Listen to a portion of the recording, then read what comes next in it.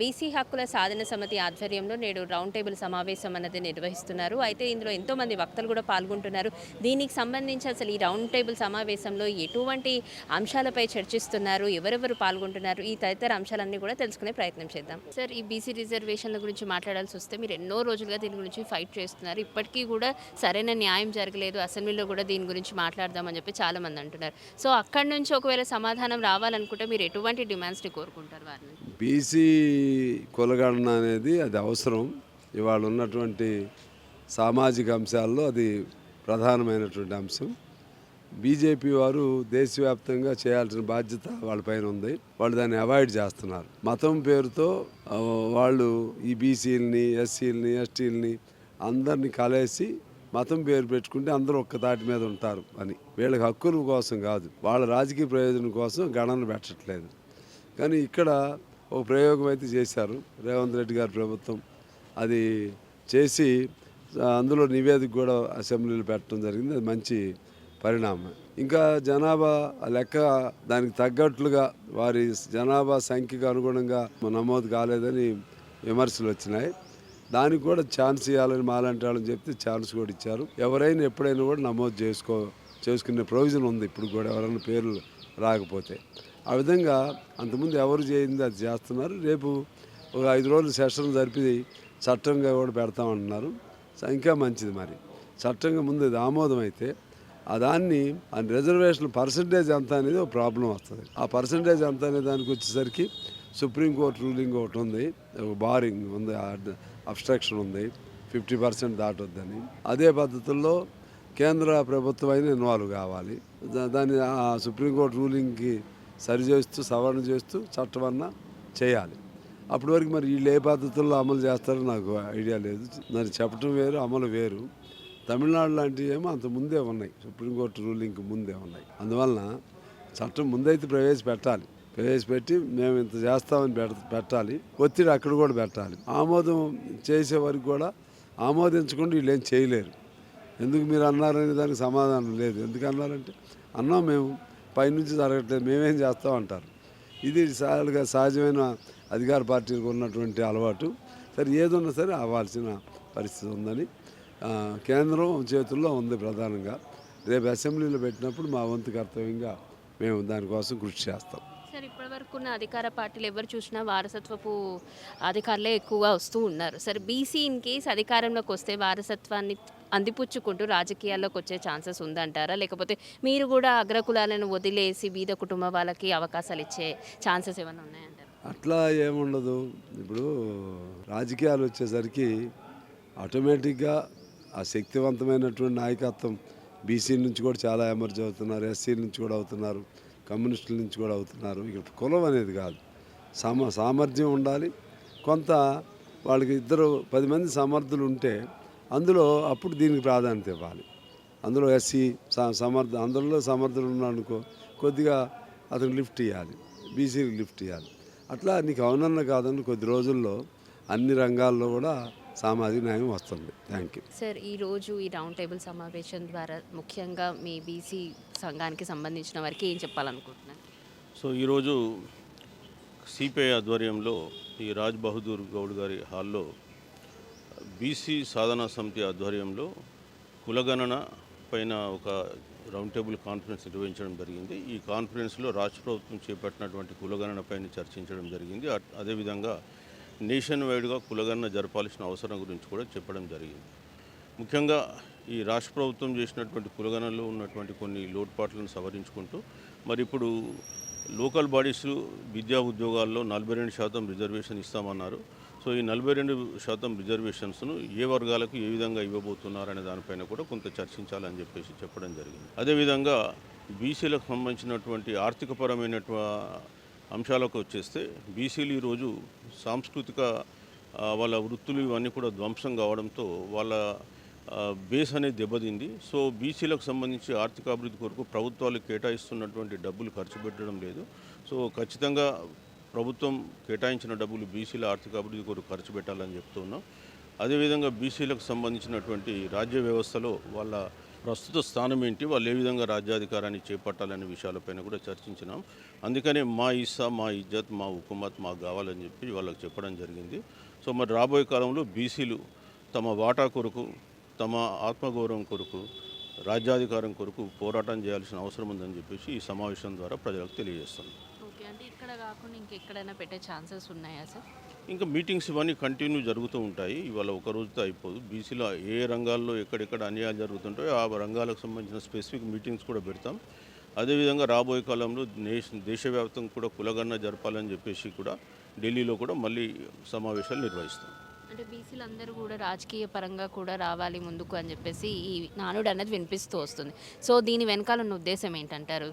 So బీసీలందరూ రాజకీయంగా అధికారం చేపట్టినప్పుడే మరి వాళ్ళు సామాజికంగా కానీ ఆర్థిక పరంగా కానీ ఎదగడానికి అవకాశాలు ఏర్పడతాయి. అగ్రవర్ణాల చేతిలో రాజ్యాధికారం ఉన్నంతకాలం బీసీలను అనగదొక్కుతూనే ఉంటారు. అది మనం గత 77 సంవత్సరాలుగా చూస్తూనే ఉన్నాం. ఇంకా ఆ పద్ధతిని కొనసాగించకుండా బీసీలు రాజ్యాధికారాన్ని చేపట్టుకోవాలి. ఈ దేశంలో పాలనలో భాగస్వాములు కావాలి. అప్పుడే ప్రజాస్వామ్యం, నిజమైన ప్రజాస్వామ్యం ఇక్కడ వర్ధిల్లుతుంది. కాబట్టి బీసీలు రాజ్యాధికారమే ముఖ్యమైన లక్ష్యంతో ముందుకు సాగాలని చెప్తున్నాం. సార్, యాక్చువల్గా ఈ 50% రిజర్వేషన్ ఏదైతే ఉందో దీనివల్ల బీసీలకు ఎటువంటి మార్పులు చేర్పులు జరుగుతాయని మీరు అనుకుంటున్నారు? అంటే దేశంలో మా జనాభా 50% కంటే ఎక్కువ ఉంటుంది. ఈ దేశంలో ఎస్సీలకు జనాభా దామాష ప్రకారం రిజర్వేషన్ ఉన్నాయి, ఎస్టీలకు జనాభా దామాష ప్రకారం రిజర్వేషన్ ఉన్నాయి. అదేవిధంగా ఈవెన్ అగ్రవర్ణాలకు కూడా జనాభా దామాష ప్రకారం రిజర్వేషన్ ఉన్నాయి. అందరికీ జనాభా దామాష ప్రకారం రిజర్వేషన్ ఉన్నప్పుడు బీసీలకు ఎందుకు ఉండకూడదు? బీసీలు ఈ దేశ పౌరులం కాదా? ఈ దేశంలో మేము పన్నులు కడతలేమా? ఈ దేశానికి పట్టడన్నం పెట్టింది మేము, ఈ దేశానికి ఉత్పత్తి చేసింది మేము, ఈ నాగరిక సమాజంలో మనిషిని బతికించింది మేము. ఈ సమాజ నిర్మాణం ఉందంటే మా రక్తం, మా శ్రమతోటే ఈ సమాజం ఉంది. అట్లాంటి మా సమాజాన్ని, బీసీ సమాజాన్ని నిర్లక్ష్యం ఎందుకు చేస్తారు? వివక్షత ఎందుకు చూపిస్తారు? మా ఆత్మగౌరవాన్ని ఎందుకు దెబ్బతీస్తారు? అంటే మా వాటా మాకు రావాలి కదా. ఇతరుల వాటా 1% కూడా మాకొద్దు. ఇతరుల వాటా ఈ దేశంలో 100% జనాభా ఉంటే 100%లో 50% ఇతరుల వాటా వాళ్ళకి ఇచ్చేయండి. కానీ మా జనాభా దామాష ప్రకారం మాకు ఇవ్వాలి కదా. మేమేం పాపం చేసినాం? ఎన్ని రోజులు ఇట్లా? స్వాతంత్రం వచ్చి 78 సంవత్సరాలు అయింది. 78 సంవత్సరాల తర్వాత మేము ఈ గోసపడుతూనే ఉండాలనా? ఈ దేశంలో అభివృద్ధి చెందిన కులాలతో పాటు మేము అభివృద్ధి చెందలేదా? చెందొద్దా? మాకు చదువులో సమానమైన వాటా లేదు, ఉద్యోగాల్లో సమానమైన వాటా లేదు, ఆర్థిక రంగంలో సమానమైన వాటా లేదు, రాజకీయ రంగంలో సమానమైన వాటా లేదు. మరి మా వాటా మాకు కావాలని అడిగినప్పుడు ఎందుకు ఇవ్వరు? బీసీలు చేసినటువంటి పాపం ఏంది? ఈరోజు మేము ఈ పరిపాలించేటువంటి పాలకులను మేము సూటిగా ప్రశ్నిస్తున్నాం. ఈరోజు అన్ని కులాలను, అన్ని వర్గాలను జనాభా దామాష ప్రకారం ఇచ్చినటువంటి మీరే బీసీలను ఎందుకు నిర్లక్ష్యం చేస్తున్నారు? బీసీల అభివృద్ధి మా స్వార్థం కోసం అంటలేము. ఈ దేశంలో 60% ఉన్నటువంటి బీసీలను అభివృద్ధి చేస్తే దేశం అభివృద్ధి చెందుతుంది. బీసీలు అభివృద్ధి చెందడం అంటే దేశం అభివృద్ధి చెందడంగా చూడాలి. బీసీలు అభివృద్ధి చెందడం అంటే తెలంగాణ రాష్ట్రం అభివృద్ధి చెందడంగా చూడాలి. 60% లోపల ఒక మనిషికి ఒక క్యాన్సర్ పుండు అవుతుంది, లోపల మొత్తం చెడగొడుతుంటుంది, కానీ బయట మాత్రం ముఖానికి పౌడర్ వేసుకుంటే నడుస్తుందా? కాబట్టి వచ్చినటువంటి పేదరికాన్ని, ఉన్నటువంటి సామాజిక వివక్షతను తొలగించి సామాజిక సమానత్వం రావాలి. భారత రాజ్యాంగం ఏం చెప్పింది? అంబేద్కర్ గారు భారత రాజ్యాంగం రాసినప్పుడు ఆ భారత రాజ్యాంగం పీఠికలోనే స్పష్టంగా చెప్పిండు, ఈ దేశం ఆ పీఠికలోనే చెప్పిండు, ఆర్థిక సమానత్వం రావాలి, సామాజిక సమానత్వం రావాలి, రాజకీయ సమానత్వం రావాలి. అప్పుడే ఈ రాజ్యాంగం సంపూర్ణంగా అమలు చేసినట్లు లెక్క అన్నాడు.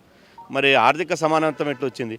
రోజు రోజుకు బీసీలు కాయ కష్టం చేసి రెక్కాడితే డొక్కాడినటువంటి కుటుంబాలు ఎన్నో కులవృత్తులు చేసినా కూడా తిండికి లేక ఆత్మహత్యలు చేసుకుంటున్నారు ఈరోజు. అదేవిధంగా సామాజిక సమానత్వం ఎట్లా వచ్చింది? సామాజిక సమానత్వం విద్యా సంస్థల వాళ్ళ చేతులు ఉన్నాయి, సినిమా ఇండస్ట్రీ వాళ్ళ చేతులు ఉన్నది, అదేవిధంగా వ్యాపార రంగం వాళ్ళ చేతులు ఉంది. ఇక్కడ ఈ దేశంలో వ్యాపారం కాదు, అమెరికా లాంటి, ఆస్ట్రేలియా లాంటి ప్రపంచమంతా అగ్రకులాలు వ్యాపారం చేస్తున్నారు కదా. మరి వ్యాపారం ఎవరి చేతిలో ఉంది? అదేవిధంగా రాజకీయ సమానత్వంలో బీసీల వాటా అయింది. ఈ రాష్ట్రానికి ఒక ముఖ్యమంత్రి కాగలిగామా? ఇలా 5% కూడా లేనటువంటి రెడ్లు 43 మంది ఎమ్మెల్యేలు ఉంటారు, 60% ఉన్న బీసీలు 19 మంది ఎట్లుంటారు? అంటే ఇది రాజకీయంగా వివక్షత చేయడం కాదా? కాబట్టి మేము ఇతర కులాలకు మేము వ్యతిరేకం కాదు. మా వాటా మర్యాద మాకు ఇవ్వాలి. ఇవ్వకపోతే మాత్రం బీసీలు తిరుగుబాటు చేస్తారు.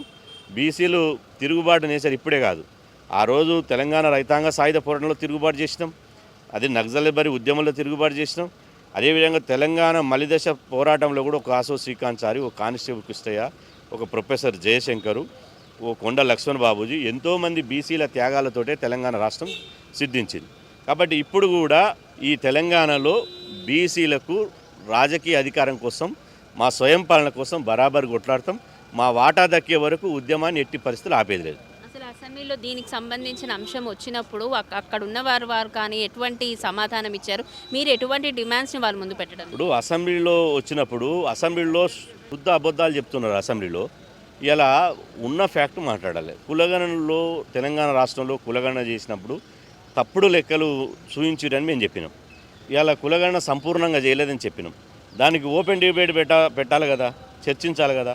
కానీ కులగణన తప్పుడు లెక్కలు చేసేసి ఇలా కులగణనలో కూడా బీసీలను అగ్రకులాల జనాభా ఏమో పెరుగుతుంది, అదేవిధంగా బీసీ జనాభా ఏమో తగ్గుతుంది. ఎట్లా తగ్గుతుంది? జనాభా పెరిగినప్పుడు బీసీల జనాభా పెరగాలి, ఎస్సీల జనాభా పెరగాలి, ఎస్టీల జనాభా పెరగాలి, ఈవెన్ అగ్రకులాల జనాభా పెరగాలి. కానీ నాకు తెలిసి అగ్రకులాల జనాభా తగ్గాలి. ఎందుకంటే అగ్రకులాలంతా అమెరికా, ఆస్ట్రేలియా, ఎన్ఆర్ఐలు ఎక్కువ తయారైపోయారు.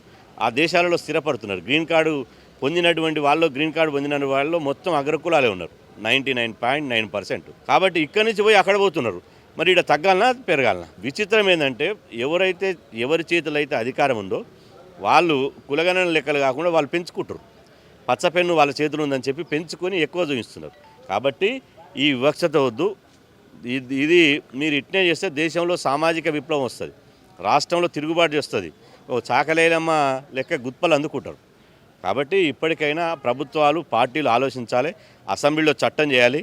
ఆ చట్టం చేసిన దాన్ని పార్లమెంట్లో ఆమోదించాలి. గల్లోడు బీసీలకు గల్లోడు మోసం చేసినా, ఢిల్లోడు మోసం చేసినా ఎవరిని వదిలిపెట్టాం. బీసీలు ఎవడు మోసం చేసినా వాళ్ళని బీసీ ద్రోహులుగా ప్రకటిస్తాం. ఆ రాజకీయ పార్టీలను బొందబెడతాం. బీసీలు అంటే గతంలో అంటే మా తాతల కాలంలో చైతన్యం లేదు. ఇప్పుడు బీసీలలో యువరక్తం వచ్చింది. సోషల్ మీడియా వేదికగా చేసుకుని అన్న ఈ సపిడి కొట్లాడలొద్దు, ఈ అగ్రకులాల రాజ్యంతో బరాబర్ వాళ్ళని గద్దెదించేదాకా పోరాటం చేయాలి. 60% మనం ఉండి ఎవరికి భయపడాలి, ఎవరెందుకు భయపడాలి, పోరాడదామని అంటున్నారు. కాబట్టి మర్యాదగా వాటా మాకు ఇస్తే సరే, మర్యాద ఇవ్వకపోతే ప్రత్యామ్నాయంగా ఇక దంచి తీసుకుంటే ఉంటుంది. మీ బీసీ కులాల నుంచి ఒకవేళ అధికారంలోకి రావడం జరిగితే మీరు ఎటువంటి చర్యలు తీసుకుంటారు?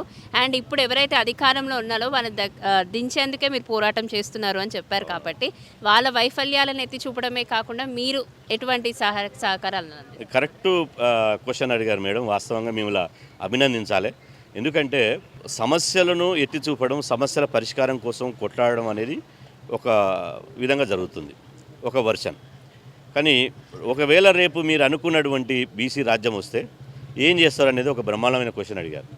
ఇవాళ మేము వస్తే ఈ సామాజిక అసమానతలు ఉన్నాయి, మేము అధికారంలోకి వస్తే ఆర్థిక అసమానతలు ఉన్నాయి, రాజకీయ అసమానతలు ఉన్నాయి. మా నినాదం మేమెంతో మాకంతా. ఇవాళ సంచార జాతుల బిడ్డలు కూడా చట్టసభల్లో అడుగుపెట్టాలి. అదేవిధంగా అత్యంత వెనుకబడిన కులాలు కూడా అసెంబ్లీలో అడుగుపెట్టాలి. బీసీ కులాలు ఎంత శాతం ఉన్నారో వాళ్ళ జనాభా దామాష ప్రకారం అడుగుపెట్టాలి. ఉదాహరణకు తమిళనాడులో మొత్తం వాళ్ళ ఆ రాజకీయ అధికారంలో ఇప్పుడు స్టాలిన్ మంత్రివర్గంలో ఎమ్మెల్యేల సంఖ్య ఇక్కడ వాళ్ళు 10% ఉంటే 10% ఉన్నారు, మంత్రివర్గంలో 10% ఉన్నారు, వాళ్ళకి బడ్జెట్ 10% ఉన్నది. అది సామాజిక న్యాయం. మేము వస్తే బీసీలకు న్యాయం చేసడమే కాదు, అగ్రకులాలోని పేదలకు కూడా న్యాయం జరుగుతుంది. ఇప్పుడు ఒక ముఖ్యమంత్రి రేవంత్ రెడ్డి అయినంత మాత్రాన మొత్తం రెడ్లందరూ ఆర్థికంగా ఎదిగిరని మేము అంటలేము. అదేవిధంగా పివి నరసింహారావు ప్రధానమంత్రి అయినంత మాత్రాన బ్రాహ్మణులంతా ఆర్థికంగా ఎదిగిరని మేము అంటలేము. కేసీఆర్ వెలమైన ముఖ్యమంత్రి అయినంత మాత్రాన వెలమలంతా. అన్ని కులాల్లో పేదరికం ఉన్నది, అన్ని కులాల్లో అణచివేత ఉన్నది. కాబట్టి ఇప్పుడున్నటువంటి ఈ రెడ్డిలు ఎవరైతున్నారో, ఇటు ఉన్నటువంటి కమ్మలు, తర్వాత ఇతర అగ్రకులాలు ఎవరైతున్నారో వాళ్ళు సపరివార కుటుంబ సమేతంగా రాజకీయాల్లో ఉంటున్నారు. ఇప్పుడు ఉదాహరణకు చంద్రబాబు నాయుడు గారు ఉన్నారు, ఎన్టీ రామారావు ఉన్నాడు, ఎన్టీ రామారావు వాంగని చంద్రబాబు నాయుడు వాంగని లోకేష్ నాయుడు. ఇంకొక కమ్మకు అవకాశం ఇస్తలేరు కదా, వాళ్ళ కుటుంబమే కదా. అదేవిధంగా తెలంగాణలో కూడా ఇలా కేసీఆర్ ఉన్నాడు, కేసీఆర్ వాంగన కేటీఆర్ పోతే హరీష్ రావు పోతే కవిత పోతే సంతోష్ రావు, వాళ్ళ కుటుంబమే కదా. ఇంకొక వెల్మోలకు అవకాశం ఇస్తలేరు కదా. కానీ రేపటి బహుజన రాజ్యంలో ఇట్లా ఉండదు. ఎవరి వాటా వాళ్ళకు ఉంటుంది, ఎవరి జనాభా ప్రకారం వాళ్ళకు ఉంటుంది. వారసత్వ రాజకీయాలు అసలే ఉండవు. అమెరికాను చూసుకోండి, ఇవాళ మనం నోరు తెరిస్తే అమెరికన్ అగ్రదేశం, ఇది ప్రపంచంలో అగ్రదేశం, బ్రహ్మాండంగా డెవలప్ అయిందని అంటున్నాం కదా. అమెరికాలో ఏంది? వారసత్వ రాజకీయాలు ఉన్నాయి, కుల రాజకీయాలు ఉన్నాయి, ధన రాజకీయాలు ఉన్నాయి. అమెరికాలో అమెరికన్ సిటిజన్ ఎవరైనా సరే 2 సార్లు అమెరికా అధ్యక్షుడు పరిపాలించడానికి అవకాశం ఉంటుంది చట్టంలో. 3వసారి నువ్వు ఎంత మునగాని వనిగా 3వసారి అవకాశం ఉండదు. ఒక్కసారి కూడా ఎన్ని సంవత్సరాలు? 4 సంవత్సరాలు. ఇక్కడ 5 సంవత్సరాలు, అక్కడ 4 సంవత్సరాలు. 4 + 4 8 ఏళ్ళు పరిపాలన చేస్తే ఇక అమెరికా లాంటి దేశంలో మళ్ళీ ఎన్నడూ కూడా అధ్యక్షుడు కాలేడు. కానీ ఇక్కడ ఇవాళ కేటీఆర్ ఏం మాట్లాడుతున్నాడు? 30 ఏళ్ళు మా కేసీఆర్ సీఎం, సిగ్గుండాలి కదా, మా పాలకులకు పరిపాలించడం సిగ్గుండాలి కదా. అదేవిధంగా రాజశేఖర రెడ్డి పోతే ఆయన కొడుకు జగన్మోహన్ రెడ్డి, అదేవిధంగా చంద్రబాబు నాయుడు పోతే అక్కడ అప్పుడే గలం అందుకున్నారు. లోకేష్ బాబుని డిప్యూటీ సీఎం చేయండి, డిప్యూటీ సీఎం అండి. ఇప్పటికీ చంద్రబాబు నాయుడు రాజ్యాంగానికి, చట్టానికి, ప్రజాస్వామ్యానికి విరుద్ధంగా 3వసారి ముఖ్యమంత్రి అయ్యిండు. అయినా లోకేష్ బాబుని చేయండి. ఇక ఎవరు కావద్దు. 160 కులాలు ఉన్నాయి బీసీలం, అయ్యా దేహి అని కూడా తిరగాలి మేము. ఎస్సీలు ఉన్నారు, అయ్యా దేహి అని కూడా తిరగాలి. ఎస్టీలు అయ్యా దేహి అని కూడా తిరగాలి. ఎక్కడి ప్రజాస్వామ్యం ఇది? ఈ ప్రజాస్వామ్య లక్షణమేదా ఇది?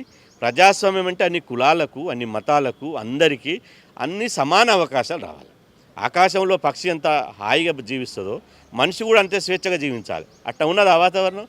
కుల రాజకీయాలు, ధన రాజకీయాలు, వారసత్వ రాజకీయాలు, కొడుకు తండ్రి పోతే కొడుకు పోతే భార్య పోతే కోడలు పోతే ఇంకొక మనమరాలు.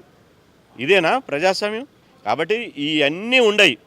అందరికీ సమాన అవకాశాలు వచ్చి ఈ దేశం, ఈ రాష్ట్రం, అందరూ ఈ రాష్ట్రంలో జీవించేటువంటి, దేశంలో జీవించేటువంటి ప్రజలు స్వేచ్ఛాయుత వాతావరణంలో ఉండి అందరికీ సమాన అవకాశాలు వచ్చి ప్రపంచంలో అగ్రదేశంగా ఉండేటువంటి వ్యవస్థ బీసీ సమాజం తీసుకొస్తుంది. స్వాతంత్రం వచ్చి 70 ఏళ్ళు కావస్తున్నప్పటికీ నేటికి కూడా బీసీ సంబంధించిన వారికి మాత్రం ఏ రంగంలో చూసినా కూడా వారు చాలా తక్కువ స్థాయిలో ఉన్నారు, చాలా తక్కువ చూపుతో చూస్తున్నారు అని చెప్పేసి చాలామంది గలమెత్తడం మనం ఇదివరకు కూడా చూసాం, ఇప్పటికీ చూస్తూనే ఉన్నాము.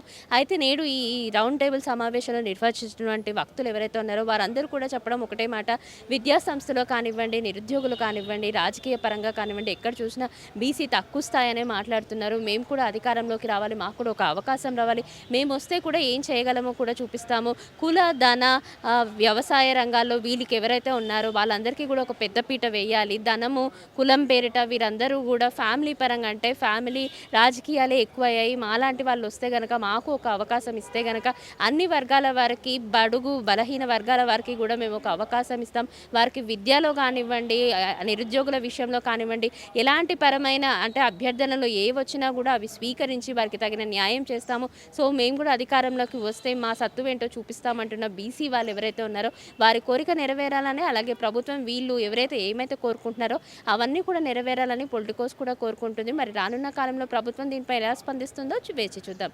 ఇది ఇప్పటివరకు ఉన్న అప్డేట్. వీడియో జర్నలిస్ట్ వెంకట్ గౌడ్తో Keerthana, Politicos reporting from Hyderabad, CPI కార్యాలయం. Please subscribe to the channel and download the Politicos app from the links in the description.